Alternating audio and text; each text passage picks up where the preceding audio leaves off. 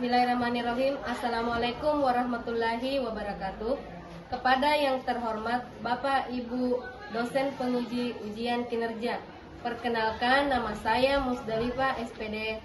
Pada hari ini Selasa tanggal 22 Juli 2025 siap melaksanakan praktik pembelajaran dalam rangka uji kinerja PPG guru tertentu tahap 1 tahun 2025 di LPTK Universitas Muhammadiyah Parepare dengan NIM 2241905157 di unit kerja UPT SMA Negeri 13 Wajo, Kelurahan Solo, Kecamatan Bola, Kabupaten Wajo, Provinsi Sulawesi Selatan.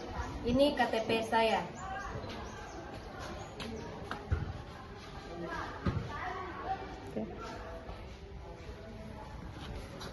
Sekian dan terima kasih. Wassalamualaikum warahmatullahi wabarakatuh. Assalamualaikum warahmatullahi wabarakatuh. Waalaikumsalam warahmatullahi wabarakatuh. Selamat pagi anak-anak, bagaimana kabarnya hari ini?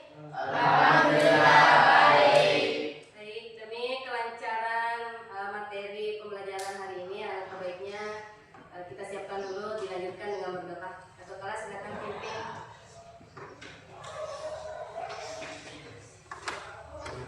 Siap. Sebelum kita belajar, mari kita berdoa. Doa dimulai. Doa selesai. Oke. Sebelum kita lanjut, marilah kita bersama-sama menyanyikan lagu Indonesia Raya. Ada yang bisa pandu di depan? Langkah baiknya jika kita berdiri.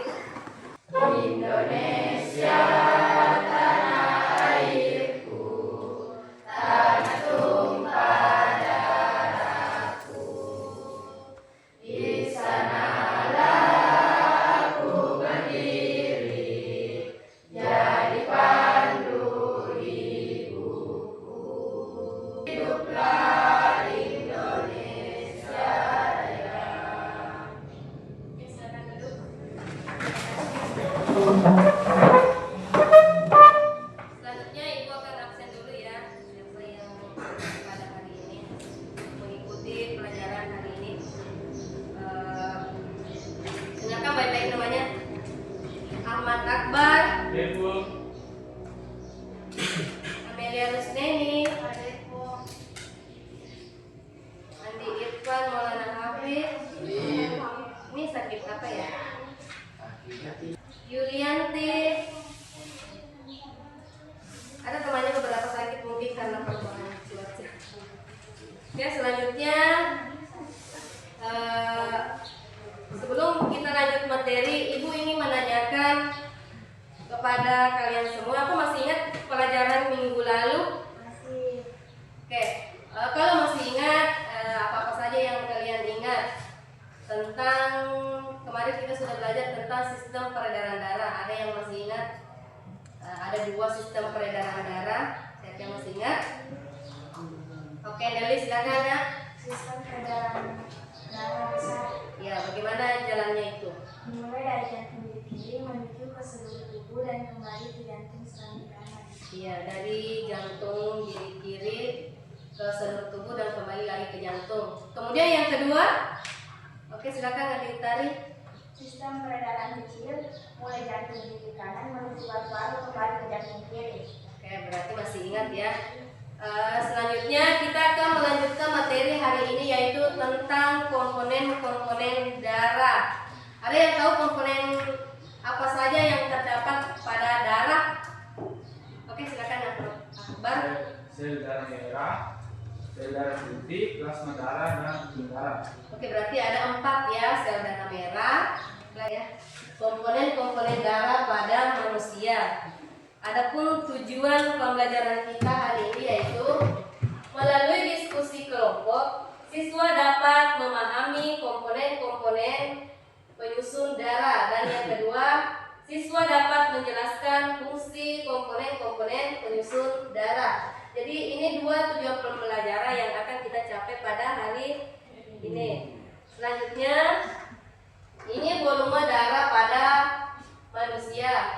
Volume darah pada manusia berjumlah 8% total berat badan. Misalnya berat badan kalian 50, tinggal dikali 8%, jadi itu jumlah darah pada tubuh kalian. Rata-rata orang dewasa memiliki 4,5 sampai 5,5 liter jumlah darah dalam tubuh. Kemudian ini darah pada manusia tersusun atas 55% plasma darah yang berwarna kuning, dan yang warna merah ini sel-sel darah. Sel-sel darah ada 3 tadi. Yang pertama apa? Sel darah putih, sel darah merah, dan pink darah 45%. Nah, yang pertama, komponen darah yang pertama yaitu plasma darah. Fungsinya yang pertama yaitu mengangkut sel-sel darah dan zat-zat penting dalam tubuh. Jadi tugasnya itu mengangkut sel-sel darah dan zat-zat penting dalam tubuh. Kemudian mengangkut nutrisi dan hormon ke seluruh bagian tubuh. Yang ketiga, mempertahankan keseimbangan cairan tubuh agar tidak dehidrasi. Yang keempat, membantu membuang limbah sekunder dari tubuh seperti CO2 atau karbon dioksida. Kandungan plasma darah 90% berupa air, 10% berupa nutrisi, protein, garam, hormon, CO2, dan sampah nitrogen. Air sebagai pelarut zat-zat lain, nutrisinya seperti glukosa, asam amino, asam lemak sebagai cadangan makanan yang akan disampaikan. Nah, proteinnya ini albumin mengatur keseimbangan air dan darah. Kalau globulin membentuk antibodi, fibrinogen menggumpalkan darah, lisin memecah antigen.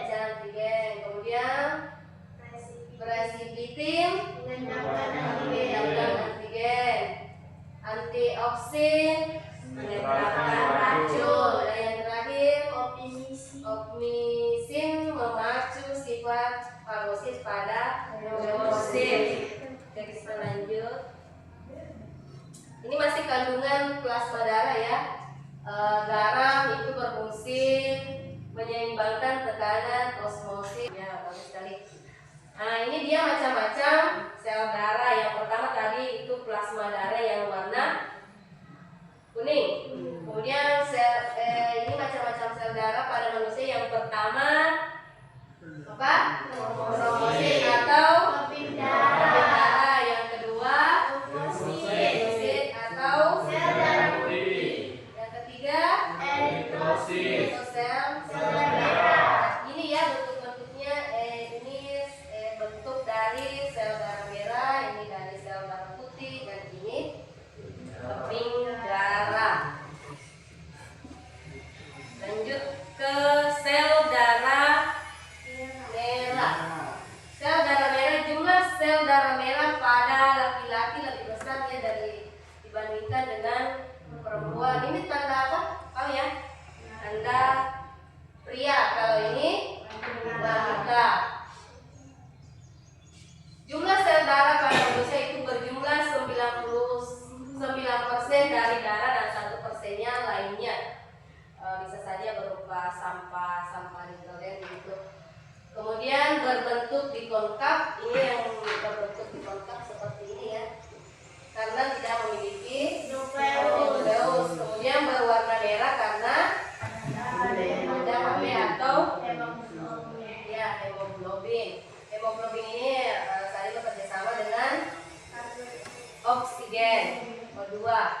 Kemudian ini Hb berperan dalam peningkatan oksigen. Ya. Kemudian berumur sekitar 120 hari karena tidak memiliki nukleus. Berumur sekitar 120 hari. Setelah 120 hari artinya akan diganti dengan sel darah merah yang baru. Oke, lanjut.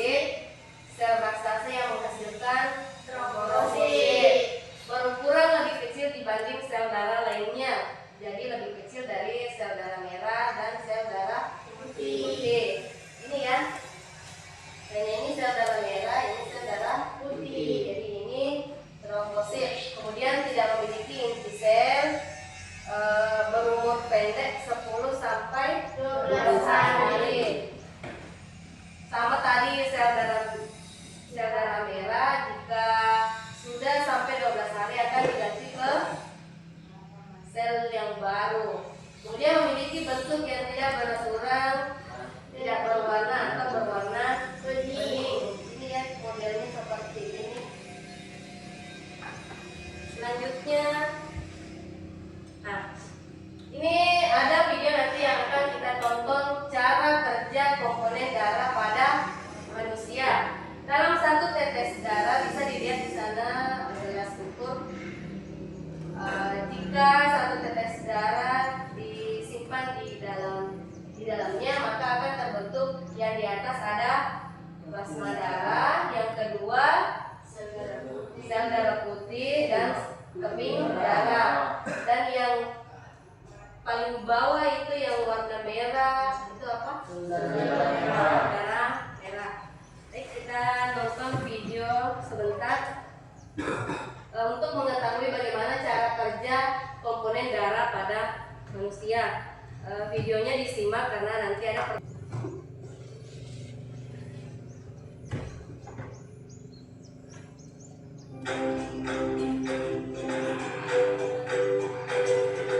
silakan saksikan cara kerja keempat komponen darah. Darah merah yang selalu ceria.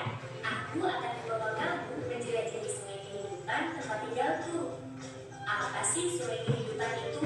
Kalau penasaran, ayo ikut denganku. Sekarang kita sedang berada di tubuh manusia. Di dalam tubuh manusia terdapat sungai kehidupan. Namanya peredaran darah. Aku tinggal di sana bersama teman-temanku. Aku tersusun oleh plasma darah dan elemen seluler. Plasma itu cairan yang mengandung zat-zat terlarut seperti air, garam, dan protein. Sedangkan elemen seluler tersusun atas sel darah. Oke, kita lihat elemen seluler yang ada di sini yuk. Lihat yang sedang bergerombol itu. Nah, itu si Eri. Nama panjangnya eritrosit. Si sel darah merah yang menyusunku. Warna merah ini dari hemoglobin. Itulah suatu protein yang mengandung unsur besi. Eri ini paling banyak menyusun aku loh. Iya, setiap 1 mm kubik atau sekitar 1 tetes terdapat 4-5 juta sel darah merah. Kalau tubuhmu kekurangan si Eri, kamu akan mengalami anemia. Tanda jika tubuhmu mengalami anemia yaitu tubuh akan terasa lesu, kepala pusing, dan muka pucat. Loh, mereka mau kemana ya? Ayo ikuti mereka. Kita sekarang berada di dalam paru-paru. Di sini si ini akan menghasilkan oksigen. Kita sekarang sudah berada di jaringan tubuh. Ini melepaskan oksigen yang dikeluarkan ke sel-sel tubuh. Sel-sel tubuh sangat gembira setelah mendapatkan oksigen dari Eri. Sel tubuh kemudian melepaskan sisa pemakanannya, yaitu karbon dioksida, dan dibawa oleh Eri. Eri melanjutkan perjalanannya kembali ke paru-paru. Di sini Eri melepaskan karbon dioksida yang nantinya akan dikeluarkan oleh tubuh. Apa itu di sana? Seperti ada suara yang sedang bertengkar. Mari kita lihat. Oh, lihat. Itu si Leo. Nama panjangnya leukosit atau sel darah putih. Mereka sedang bertugas melawan kuman atau penyakit yang masuk ke dalam tubuh. Mereka menyusunku. Jumlah Leo terbanyak kedua setelah Eri, yaitu sekitar 8.000 sel. Wow, banyak sekali jenis sel darah putih itu. Aku rasa mereka berbeda satu dengan yang lainnya. Ayo kita lihat lebih jeli lagi. Yang sedang melawan kuman dan infeksi cacing itu siapa ya?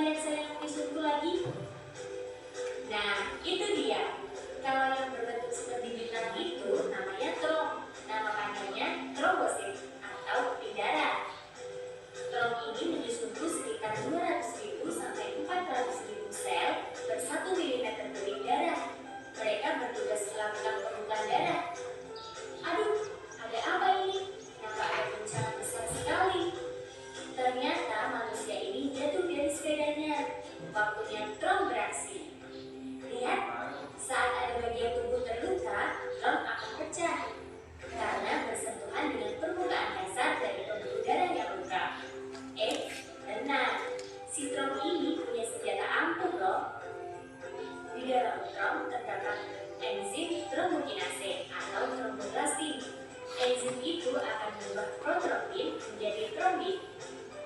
Wah, mereka sering berkumpul membentuk benang-benang fibrin dari trombin tadi untuk membentuk luka. Syukurlah darah sudah tidak keluar lagi dari manusia ini. Oke, sekian dulu perjalanan menyusuri sungai tempat tinggalku ini ya. Aku akan kembali bertugas. Sampai jumpa di perjalanan lainnya.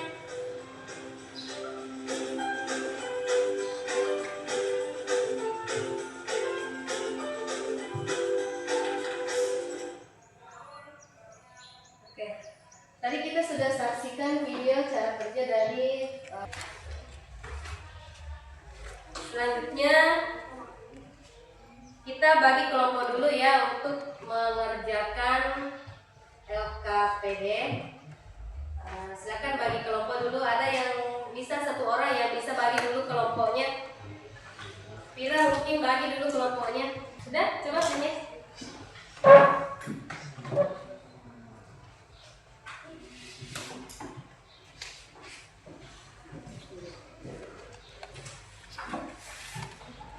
Yaitu Penia, Andi Utari. Kita susun kelompok berdasarkan yang hadir saja di hari ini. Jadi yang tidak ada karena LKPD untuk hari ini. Penia, ini kelompok 1. Andi Utari.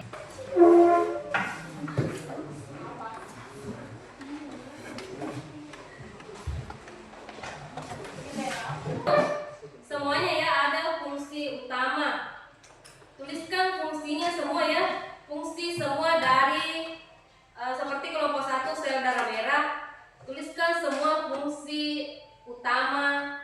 Bukan cuma fungsi utama, semua fungsinya eritrosit, sel darah merah. Kemudian sel darah putih fungsinya sel darah putih. Tulis semua ya.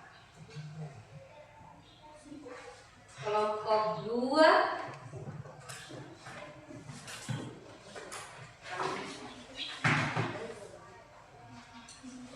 kelompok 3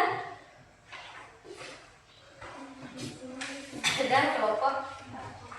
Oke, silakan dikerjakan.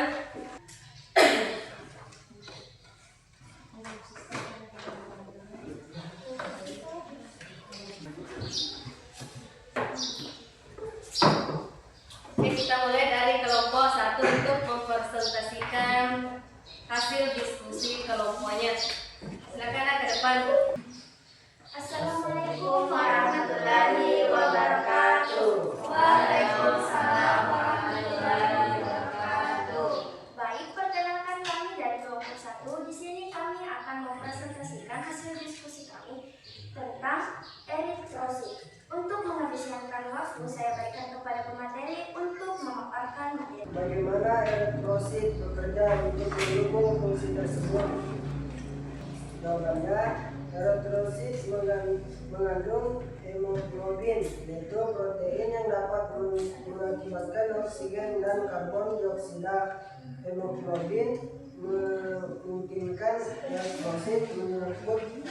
Baik, kami buka sesi tanya jawab. Yang ingin bertanya, silakan ajukan tangan. Assalamualaikum warahmatullahi wabarakatuh. Perkenalkan, saya dari kelompok 3. Saya ingin bertanya, bisakah Anda menjelaskan bagaimana eritrosit dihancurkan setelah masa hidupnya 120 hari dan di mana proses itu terjadi? Penghancuran eritrosit setelah mencapai akhir masa hidupnya, eritrosit tua atau rusak akan dihancurkan melalui proses yang disebut hemolisis fisiologis, dan ini terjadi terutama di organ tertentu. Tempat terjadinya penghancuran eritrosit ada 3: limpa atau organ utama dikenal sebagai kuburan eritrosit, hati, atau melalui sel Kupffer. Yang terakhir, sumsum tulang merah atau dalam jumlah kecil. Langkah-langkah penghancuran eritrosit: fagositosis oleh mikrofag. Eritrosit tua akan dikenali dan ditelan oleh mikrofag.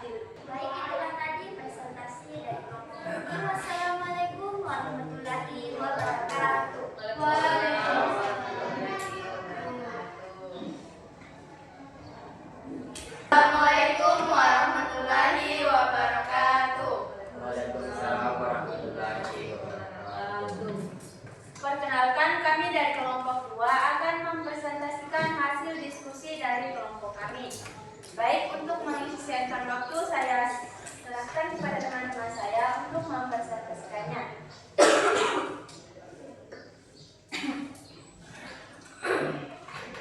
Yang pertama, apa fungsi utama leukosit dalam sistem peredaran darah?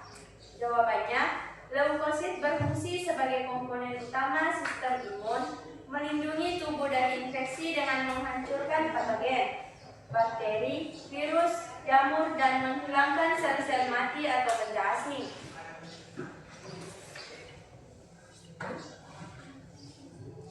Adapun fungsi lainnya, yang pertama, beredar dan memonitor tubuh secara aktif. Leukosit mengalir melalui darah untuk menyurvei seluruh tubuh terhadap adanya infeksi atau kerusakan jaringan. Yang kedua, menuju lokasi infeksi atau luka. Ketika ada sinyal peradangan atau infeksi, leukosit keluar dari pembuluh darah dan menuju lokasi yang bermasalah melalui proses yang disebut kemotaksis. Yang ketiga, menyerang mikroorganisme berbahaya. Setelah mencapai lokasi infeksi, leukosit menyerang patogen secara langsung. Baik, kami buka sesi tanya jawab. Yang ingin bertanya silahkan ajukan tangan. Assalamualaikum warahmatullahi wabarakatuh. Waalaikumsalam warahmatullahi wabarakatuh. Perkenalkan, nama saya Herdi dari kelompok Pak. Saya ingin bertanya, bagaimana leukosit berpindah dari darah ke jaringan yang terinfeksi untuk melawan bakteri? Bagaimana jika leukosit berpindah ke Baik, saya akan menjawab pertanyaan dari Hedi kelompok 4. Leukosit berpindah dari pembuluh darah ke jaringan yang terinfeksi melalui proses yang disebut diapetesis, yaitu saat leukosit menembus dinding kapiler dan bergerak menuju area infeksi dengan mengikuti sinyal kimia atau komotaksis. Di sana mereka akan menyerang dan menghancurkan bakteri. Bagaimana? Apakah diterima? Dan bergerak menuju area infeksi dengan mengikuti sinyal kimia atau komotaksis. Di sana mereka akan menyerang dan menghancurkan bakteri. Assalamualaikum warahmatullahi wabarakatuh. Waalaikumsalam warahmatullahi wabarakatuh. Perkenalkan, kami dari kelompok 4 akan mempresentasikan hasil diskusi kami tentang trombosit atau keping darah. Saya serahkan kepada teman-teman saya untuk memaparkan materinya. Adapun pertanyaan pertama yaitu apa fungsi utama trombosit dalam sistem peredaran darah? Fungsi utama trombosit dalam sistem peredaran darah adalah membantu proses pembekuan darah untuk menghentikan pendarahan saat terjadi luka atau cedera. Trombosit menempel pada dinding pembuluh darah yang rusak, membentuk sumbat, dan bekerja sama dengan protein fibrin untuk membentuk bekuan darah yang menutup luka dan mencegah peredaran darah berlebih.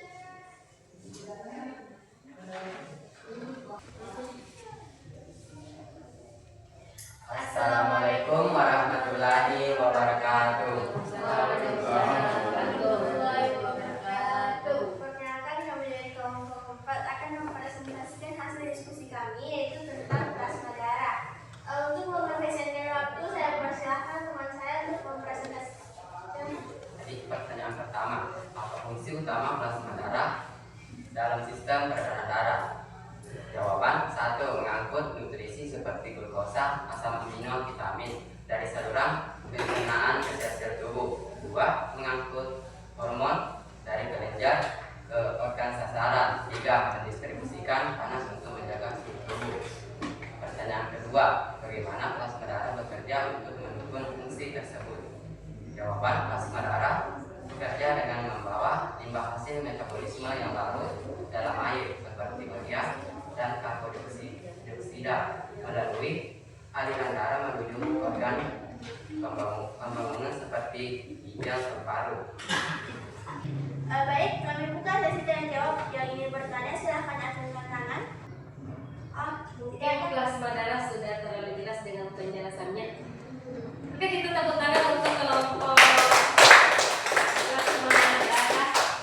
Karena tidak ada yang mau bertanya, kami tutup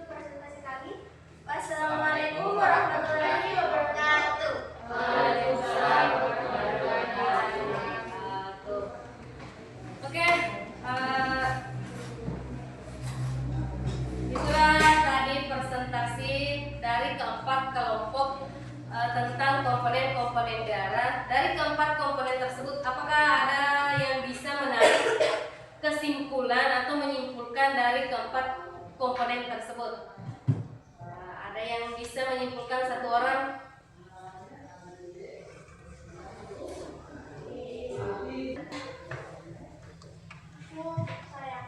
Oke, silakan Kira Yunia.